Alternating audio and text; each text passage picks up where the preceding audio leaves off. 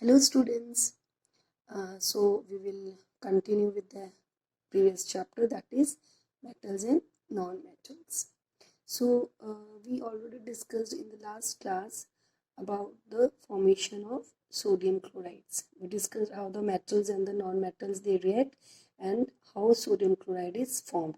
Today we will discuss how magnesium chloride is formed.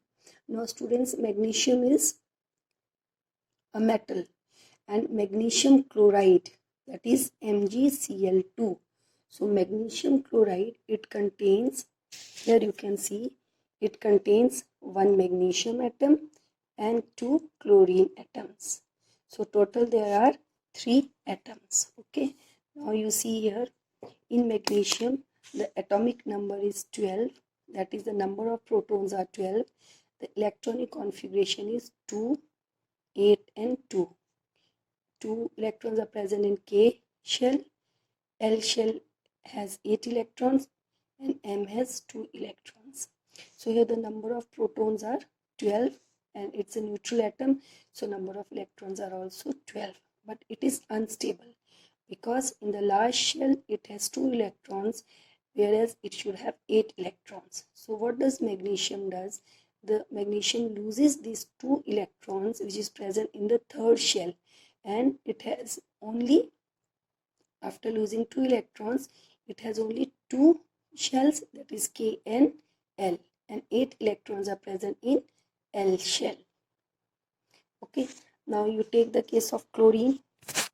This chlorine is a non-metal. Atomic number of this chlorine is 17, that is the number of protons are 17, and the electronic configuration is 2, 8 and 7. Means in the large shell, that is in M shell, there are 7 electrons. But this is unstable because it should have 8 electrons. So what it does, it gains 1 electron. So after gaining 1 electron, it will have 8 electrons in the last shell. Okay, have you understood this thing? Now the atomic number is 17, means the number of protons are 17, but here the number of electrons will become 18, so it will have one extra negative charge. So on gaining 1 electron, it will become Cl negative. I hope it is clear to everyone. Now you can see here that this is magnesium ion.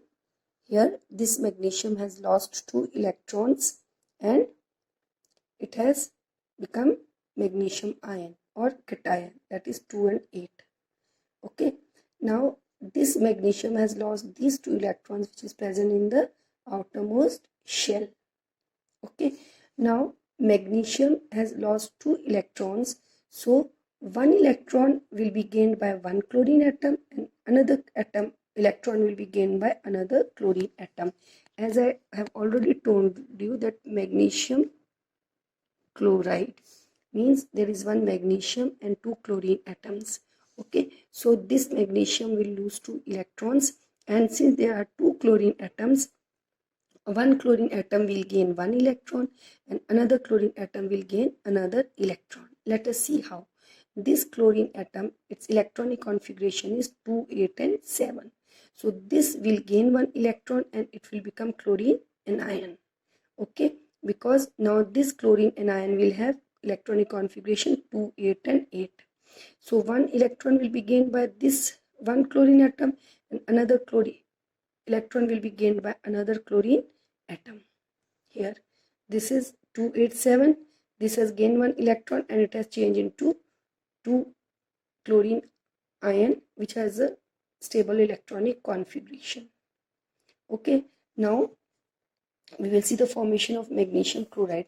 This is magnesium. The number of electrons present in the outermost shell of magnesium is how much? 2.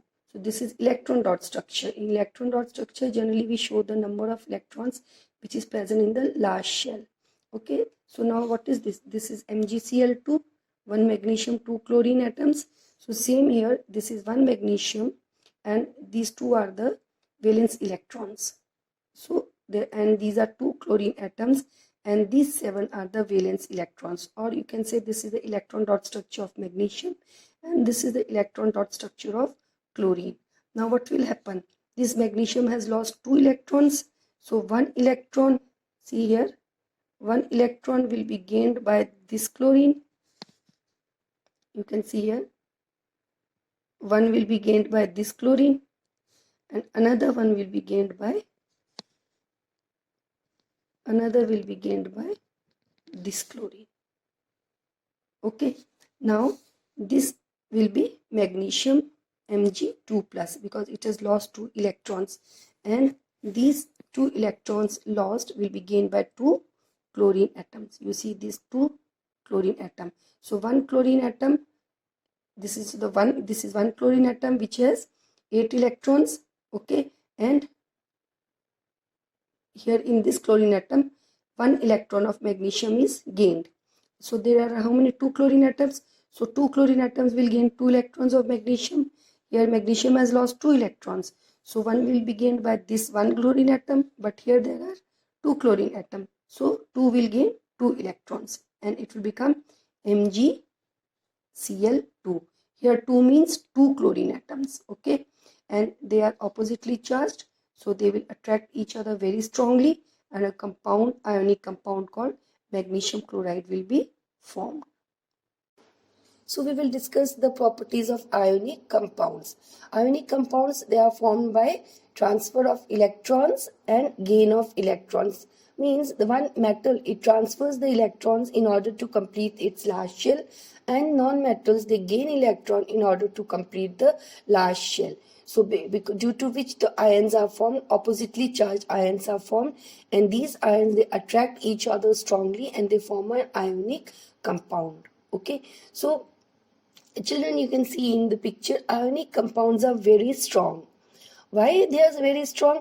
Because there is a strong force of attraction between the oppositely charged ions. So the ionic compounds are very, very strong. They are generally solids at room temperature.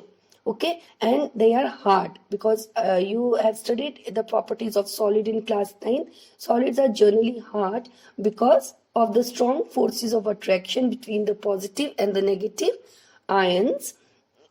These compounds are generally brittle and they break into pieces when pressure is applied. These ionic compounds have high melting and boiling points. Why they have high melting and boiling points? Because there is a strong force of attraction between the oppositely charged ions. So the bond is very strong. So in order to break the bond, high amount of heat is required. So if it is a solid, in order to change into liquid, high amount of heat is required. Then only the solid changes into liquid and liquid changes into vapor. They made of a metal and a non-metal. This I told you in the beginning. They do not conduct electricity in the solid state but does in the liquid and the aqueous state. What do you mean by aqueous state? Anything dissolved in water. So they conduct electricity in the aqueous state. Children, the conduction of electricity through a solution involves the movement of ions. Okay, here the ions, they are moved at the opposite ends, at the opposite electrodes, and a solution of ionic compound in water contains ion. If in the ionic compound, if water is added, what will happen? The ions are formed, and these ions, they move to opposite electrodes where electricity is passed through the solution. But in solid state, ionic compounds do not conduct electricity. Why? Because ions are not formed. The ions are held together by strong forces of attraction, and the ionic compound do not dissociate into ions. That is why in solid state they do not conduct electricity. I hope it is clear. You can see this example also. This is the experimental setup, students, testing the conductivity of a salt solution. So here a salt solution is taken, and here there are 2 electrodes, and these electrodes are of graphite.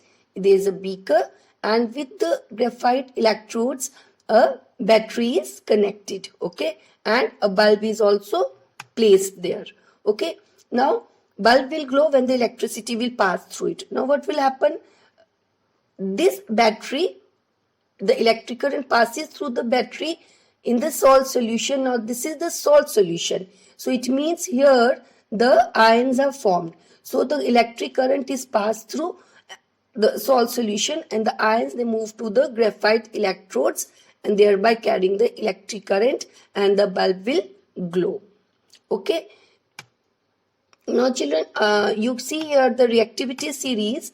Okay, here the reactive elements are arranged in the order of their decreasing reactivity. So the elements like mercury, silver, gold, they are least reactive, and potassium, sodium, calcium, magnesium, aluminium are highly reactive. They are placed on the top of the reactivity series, whereas zinc, iron, lead, they are moderately reactive. Okay, so this is the reactivity series, and it is very important.